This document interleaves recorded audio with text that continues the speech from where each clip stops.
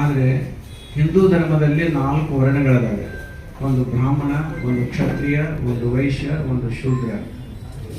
ಆದ್ರೆ ನಾವೇನು ಲಿಂಗಾಯತರು ಏನಿದ್ದೀವಿ ಅಂಗದ ಮೇಲೆ ಲಿಂಗಾಯನ ಕಟ್ಕೊಂಡೇವಿ. ಈ ಲಿಂಗಾಯತರು ಯಾರು ಬ್ರಾಹ್ಮಣರಲ್ಲ. ಆ ಬ್ರಾಹ್ಮಣರ ವರ್ಗದಲ್ಲಿ ನಮ್ಮ ಸೇರಿಸ್ಕೊಳ್ಳೋಣ. ಮತ್ತು ಲಿಂಗಾಯತರಾದವರು ಕ್ಷತ್ರಿಯರು ಅಲ್ಲ, ಆ ಕ್ಷತ್ರಿಯ ವರ್ಗದಲ್ಲಿ ನಮ್ಮನ್ನ ಸೇರಿಸ್ಕೊಳ್ಳೋದಿಲ್ಲ. ಲಿಂಗಾಯತರಾದವರು ವೈಶ್ಯರಲ್ಲ ಮತ್ತು ವೈಶ್ಯ ವರ್ಗದಲ್ಲಿ ನಮ್ಮನ್ನು ಸೇರಿಸ್ಕೊಳ್ಳೋದಿಲ್ಲ. ಇನ್ನು 4ನೇ ಡಬ್ಬಿ ಯಾವುದಂದ್ರೆ ಕೊನೆ ಡಬ್ಬಿ ಅಂದ್ರೆ ಶೂದ್ರ ಡಬ್ಬಿ. ನಾವೇನಾದರೂ ಲಿಂಗಾಯತ ಹಿಂದೂಗಳಂತ ಬರ್ಸಿದ್ವಿ ಅಂದ್ರೆ ನಾವು 4ನೇ ಡಬ್ಬಿಗೆ ಹೋಗ್ಬೇಕು, ಶೂದ್ರ ಸ್ಥಾನಕ್ಕೂ ಹೋಗ್ಬೇಕು. ಅದಕ್ಕೆ ಬಸವಣ್ಣವರು 12ನೇ ಶತಮಾನದಲ್ಲಿ ಆ ಶೂದ್ರ ಸ್ಥಾನದಿಂದ ಹೊರಗಡೆ ತೊಗೊಂಬಂದರು.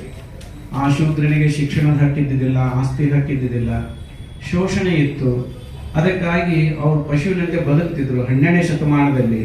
ಅದಕ್ಕಾಗಿ ಇವರಿಗೆ ಶೂದ್ರ ವರ್ಗದವ್ರನ್ನ ನಾನು ರಕ್ಷಣೆ ಮಾಡ್ಬೇಕಂತಂದ್ರೆ ಇವನ್ನೆಲ್ಲ ಹೊರಗಡೆ ತೊಗೊಂಬಂದು ಹೊಸ ಧರ್ಮವನ್ನು ಸ್ಥಾಪನೆ ಮಾಡಿ ಇವ್ರಿಗೆ ಕೊಡಬೇಕು ಅನ್ನೋ ಕಾರಣದಿಂದ ಅವರು ಹೊಸ ಧರ್ಮವನ್ನು ಸ್ಥಾಪನೆ ಮಾಡಿ ಇವ್ರನ್ನೆಲ್ಲರೂ ಸ್ವತಂತ್ರರನ್ನಾಗಿ ಮಾಡಿದ್ರು.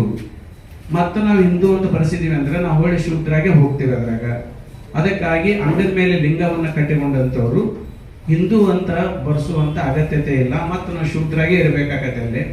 ಅದಕ್ಕೆ ಹಿಂದೂ ಧರ್ಮ ಗೌರವಿಸ್ತೇವೆ ನಾವು, ಆದ್ರೆ ಲಿಂಗಾಯತರಾದರೂ ಹಿಂದೂಗಳಂತೆ ಬರೆಸಬಾರದು. ಮತ್ತೆ 2ನೇದು ಅಂತಂದ್ರೆ ಇತರೆ ಕಾಲಮ್ ಅಂತ ಏನೈತಿ, 11ನೇ ನಂಬರ್ ಇತರೆ ಕಾಲಮ್ ಅಂತ ಏನೈತಿ, ಅದ್ರಲ್ಲಿ ಇತರೆ ಅಂತ ಅದು ಕಾಲಮ್ ಹೆಸರೈತಿ. ಯಾಕಂತಂದ್ರೆ ಮೇಲಿಂದ ಒಂದು ಪಟ್ಟೆ ಐತಿ, 7, 8ನೇ ತರಗತಿ ಪಟ್ಟೆ ಐತಿ, ಅವೆಲ್ಲ ಧರ್ಮದ ಹೆಸರು ಬರ್ದಾಗ. ಆದ್ರೆ ಲಿಂಗಾಯತ ಅನ್ನುವಂಥ ಧರ್ಮದ ಹೆಸರು ಅದ್ರಾಗ ಬಂದಿಲ್ಲ. ಯಾಕೆ ಬಂದಿಲ್ಲ ಅಂತಂದ್ರೆ ಲಿಂಗಾಯತ ಧರ್ಮ ಇದು ಸ್ವತಂತ್ರ ಧರ್ಮ ಆದರೂ ಕೂಡ ಇದು ಸಂವಿಧಾನದಿಂದ ಮಾನ್ಯತೆಯನ್ನು ಪಡೆದಿಲ್ಲ. ಸಂವಿಧಾನದಿಂದ ಮಾನ್ಯತೆಯನ್ನು ಪಡೆದಂಥ ಧರ್ಮಗಳ ಹೆಸರುಗಳು ಮಾತ್ರ ಅಲ್ಲಿ ನಮೂದಾಗ್ಯಾವ. ಆದ್ರೆ ಇತರೆ ಅನ್ನುವಂಥ ಕಾಲಮ್ ಏನೈತಲ್ಲ, ಸಂವಿಧಾನದಿಂದ ಮಾನ್ಯತೆ ಪಡೆಯದಿದ್ರೂ ಕೂಡ ಹಲವು ಧರ್ಮಗಳು ನಮ್ಮ ದೇಶದಲ್ಲಿ ಇರಬಹುದು.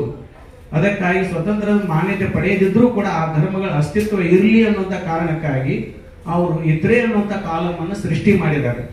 ಅದರಲ್ಲಿ ನಮ್ಮ ಲಿಂಗಾಯತ ಧರ್ಮ ಒಂದು ಮಾನ್ಯತೆ ಪಡೆಯಲಾರದಂಥ ಧರ್ಮ ಸಂವಿಧಾನದಿಂದ. ಅದಕ್ಕಾಗಿ ಅಲ್ಲಿ ನಾವು 11ನೇ ಕಾಲಂನಲ್ಲಿ ಅದನ್ನ ಲಿಂಗಾಯತ ಅಂತ ಬರೆಸಲಿಕ್ಕೆ ನಮಗೆ ಅವಕಾಶ ಐತಿ. ಅದಕ್ಕಾಗಿ ಧರ್ಮ ಅಂತ ಬಂದಾಗ ನಾವು ಲಿಂಗಾಯತ ಅಂತ 11ನೇ ಕಾಲಂನಲ್ಲಿ ನಾವು ಬರೆಸಬೇಕು. ಮತ್ತು 9ನೇ ಕಾಲಂನಲ್ಲಿ ಜಾತಿ ಅಂತ ಐತಿ, ಆ ಜಾತಿ ನಮ್ದೇನು ಒಳಪಂಗಡ ಐತೋ ಅದನ್ನು ಬರೆಸಬೇಕು. ಇದು ಲಿಂಗಾಯತ ಅನ್ನುವಂಥ ಪದವನ್ನು ನಾವು ಯಾಕೆ ಉಳಿಸ್ಬೇಕು ಅಂತಂದ್ರೆ ಮುಂದೆ ಸ್ವತಂತ್ರ ಧರ್ಮದ ಹೋರಾಟ ನಿರಂತರವಾಗಿ ಐತಿ. ಇದು 100 ವರ್ಷದಿಂದ ಬಂದಂತ ನಿರಂತರವಾದಂಥ ಹೋರಾಟ. ಈ ಹೋರಾಟ ಮಾಡಬೇಕು ಅಂತಂದ್ರೆ ಇನ್ನು ಎಷ್ಟು ವರ್ಷ ಬೇಕೋ ಗೊತ್ತಿಲ್ಲ, ಆದ್ರೆ ಅಲ್ಲಿ ಮಟನೂ ಲಿಂಗಾಯತ ಪದವನ್ನು ಉಳಿಸ್ಬೇಕಾಗೈತಿ. ನಾವೇನಾದ್ರೂ ಲಿಂಗಾಯತ ಪದ ಅನ್ನೋದು ಉಳಿಲಿಲ್ಲ ಅಂತಂದ್ರೆ ನಾವು ಸ್ವತಂತ್ರ ಕೊಡ್ರಿ ನಮಗಂತ ಅಪ್ಲಿಕೇಶನ್ ಹಿಡ್ಕೊಂಡು ಹೋದ್ರೆ ನಮ್ಮ ದೇಶದಲ್ಲಿ ಲಿಂಗಾಯತರೇ ಇಲ್ಲ ಅಂತ ಹೇಳ್ಬಿಡ್ತಾರೆ. ಯಾಕಂದ್ರೆ ಅದ್ರ ಇರಂಗೇ ಇಲ್ಲ, ಎಲ್ಲ ಏನೇನೋ ಬರ್ಸ್ಕೊಂಡು ಹೋಗ್ಬಿಟ್ಟಿರ್ತೇವೆ. ಅವಾಗ ಸ್ವತಂತ್ರ ಧರ್ಮದ ಕನಸು ಎಲ್ಲ ಭಗ್ನ ಹೋಗ್ಬಿಡುತ್ತೆ. ಅದಕ್ಕಾಗಿ ನಾವು ಸ್ವತಂತ್ರ ಧರ್ಮೀಯರಾದ್ರಂದ್ರೆ ನಾನು ಲಿಂಗಾಯತರು ಒಂದು ಮಾತು ಹೇಳಲಿಕ್ಕೆ ಬಯಸ್ತೇನೆ. ಮುಂದಿನ ಜನಾಂಗ, ನಮ್ಮ ಲಿಂಗಾಯತ ಜನಾಂಗ ಏನಾದರೂ ಸುಖವಾಗಿ ಬದುಕಬೇಕಾಗಿತ್ತಂದ್ರೆ ಲಿಂಗಾಯತ ಧರ್ಮ ಸ್ವತಂತ್ರ ಧರ್ಮ ಆತಂದ್ರೆ ಇಡೀ ನಮ್ಮ ಸಮಾಜ ಸುಖವಾಗಿ ಬದುಕ್ತೈತಿ. ಲಿಂಗಾಯತ ಧರ್ಮ ಸುಖವಾಗಿ ಬದುಕ್ತೈತಿ, ಲಿಂಗಾಯತ ಜನ ಸುಖವಾಗಿ ಬದುಕ್ತಾರೆ. ಇಲ್ಲ ಅಂದ್ರೆ ಆರ್ಥಿಕವಾಗಿ ಬಹಳ ಕಷ್ಟವನ್ನು ಅನುಭವಿಸ್ತಾರೆ. ಯಾಕಂದ್ರೆ ಲಿಂಗಾಯತರು ಎಲ್ಲ ವ್ಯಾಪಾರ ಕಳ್ಕೊಂಡ್ಬಿಟ್ಟಾರೆ, ಅಷ್ಟು ಏನೂ ವ್ಯಾಪಾರ ಇಲ್ಲ. ಅಲ್ಲೆಲ್ಲ ರಾಜಸ್ಥಾನಿಗಳು ಬಂದ್ಬಿಟ್ರೆ ವ್ಯಾಪಾರದಾಗ. ಆದ್ರೆ ಲಿಂಗಾಯತರು ಕೃಷಿ ಭೂಮಿಯನ್ನು ಕಳ್ಕೊಂಡಾರ. ಈ ಕೃಷಿ 500 ಎಕರೆ 300 ಎಕರೆ ಇತ್ತು, ಈಗ 5 ಎಕರೆ ಇಲ್ಲ ಲಿಂಗಾಯತರಿಗೆ. ಕೃಷಿಯನ್ನು ಕಳ್ಕೊಂಡಾಗ, ವ್ಯಾಪಾರವನ್ನು ಕಳ್ಕೊಂಡಾಗ, ಕೊನೆಗೆ ಇರುವುದು ನಮಗೆ ಏನಂದ್ರೆ ಶಿಕ್ಷಣ ಒಂದೈತಿ. ಆ ಶಿಕ್ಷಣದಿಂದ ಮಕ್ಕಳು ಶಿಕ್ಷಣ ಪಡೆದ್ರಂತಂದ್ರೆ ಎಲ್ಲರೂ ಒಂದು ನೌಕರಿ ಸಿಗ್ತೈತಿ, ಅದಕ್ಕಾದ್ರೂ ಬದುಕಲಿಕ್ಕೆ ಹಾದಿ ಐತಿ. ಅದಕ್ಕಾಗಿ ಸ್ವತಂತ್ರ ಧರ್ಮ ಆತಂದ್ರೆ ಮುಂದೆ ನಮ್ಮ ಹುಡುಗರು ಏನೈತೆ, ನಮ್ಮ ಜನಾಂಗ, ನಮ್ಮ ಮಕ್ಕಳು ಸುಖವಾಗಿ ಬದುಕಬೇಕಾದ್ರೆ ಸ್ವತಂತ್ರ ಧರ್ಮ ಆಗಲೇಬೇಕು. ಆಗ ನಮ್ಮ ಜನಾಂಗ ಬದುಕ್ತೈತಿ, ಇಲ್ಲ ಅಂದ್ರೆ ಬಹಳ ಕಷ್ಟ ಆಗೈತಿ. ಅದಕ್ಕಾಗಿ ಸ್ವತಂತ್ರ ಧರ್ಮ ಆಗಬೇಕಾತಂದ್ರೆ ಲಿಂಗಾಯತ ಪದವನ್ನು ಉಳಿಸ್ಬೇಕಾಗತ್ತೆ. ನಾವು ಇದನ್ನೇನಾದ್ರು ಬರೆಸಲಿಲ್ಲ ಅಂತಂದ್ರೆ, ಇದು ಉಳಿಲಿಲ್ಲ ಅಂದ್ರೆ ಸ್ವತಂತ್ರ ಧರ್ಮ ಆಗುವುದು ಆಗಂಗೇ ಇಲ್ಲ, ನಮ್ಮೆಂದೂ ಉದ್ಧಾರ ಆಗಂಗಿಲ್ಲ. ಅದಕ್ಕಾಗಿ ಸ್ವತಂತ್ರ ಧರ್ಮ ಆಗಬೇಕು ಅಂದ್ರೆ ಲಿಂಗಾಯತ ಪದ ಉಳಿಬೇಕು. ಅದು ಉಳಿಬೇಕು ಅಂತಂದ್ರೆ ಈಗ ನಾವು ಜನಗಣತಿಯಲ್ಲಿ ಏನೈತಲ್ಲ, ಲಿಂಗಾಯತ ಧರ್ಮದ ಲಿಂಗಾಯತ ಅಂತ ಪದವನ್ನ ನಾವು 11ನೇ ಕಾಲದಲ್ಲಿ ಬರೆಸ್ಬೇಕು.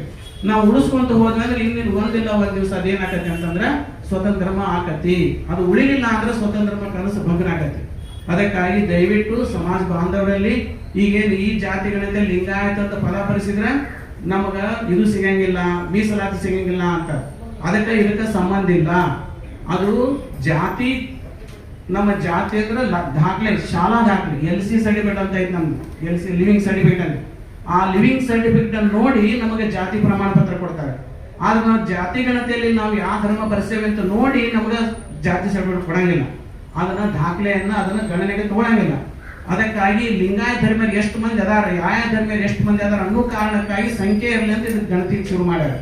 ಆದ್ರೆ ನಮ್ಮ ಲಿವಿಂಗ್ ಸರ್ಟಿಫಿಕೇಟ್ ನೋಡಿ ಜಾತಿ ಪ್ರಮಾಣ ಪತ್ರ ಕೊಡ್ತಾರೆ. ಇದರಲ್ಲಿ ಲಿಂಗಾಯತದ ಪರಿಸಿದ್ರೆ ಎಂದೂ ಕೂಡ ಇವರ ಮೀಸಲಾತಿ ಹೋಗಂಗಿಲ್ಲ. ಇದು ಸ್ಪಷ್ಟ ಐತಿ, ಎಲ್ಲಾ ತಜ್ಞರು ಹೇಳಿದ್ದಾರೆ, ಇದು ಸಹಜವಾಗನೇ ಐತಿ. ಅದಕ್ಕಾಗಿ ಧೈರ್ಯವಾಗಿ ಲಿಂಗಾಯತರಾದವರು ಲಿಂಗಾಯತ ಪದವನ್ನು ಭರಿಸಿ ಲಿಂಗಾಯತನ ಪದವನ್ನು ಉಳಿಸಬೇಕು, ಮುಂದೆ ಸ್ವತಂತ್ರ ಧರ್ಮಕ್ಕೆ ಅನುಕೂಲ ಆಗತ್ತೆ ಅನ್ನೋದನ್ನ ಒಂದು ಮಾತು ಹೇಳಿ ಮಾತು ಮುಗಿಸ್ತೀನಿ. ಶರಣ.